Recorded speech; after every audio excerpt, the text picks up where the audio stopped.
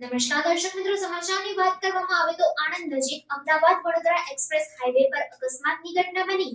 આજે વહેલી સવારે આણંદ નજીક અમદાવાદ વડોદરા એક્સપ્રેસ હાઈવે પર મહારાષ્ટ્રથી રાજસ્થાન જઈ રહેલી લક્ઝરી બસ અને ટ્રક વચ્ચે ગમખ્વાર અકસ્માત સર્જાયો હતો, જેમાં 6 લોકોના મોત થયા છે, જ્યારે 8 લોકોને ઈજાઓ પહોંચી છે। હજુ પણ મૃત્યુઆંક વધવાની સંભાવના છે।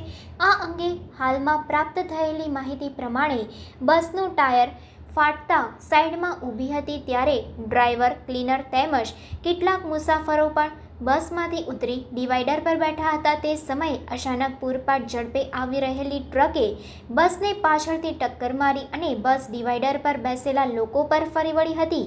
આ ઘટનામાં 6 લોકો કચડાઈ જતા તેમના મોત થયા છે, જ્યારે અન્ય 8 લોકોને ઈજા પહોંચી છે। અકસ્માતની જાણ થતાં બનાવ સ્થળે સ્થાનિક પોલીસ, ફાયર બ્રિગેડ તેમજ 108 એમ્બ્યુલન્સની ટીમ ઘટના સ્થળે પહોંચી હતી અને ઈજાગ્રસ્તોને સારવાર અર્થે હોસ્પિટલ ખસેડવામાં આવ્યા હતા।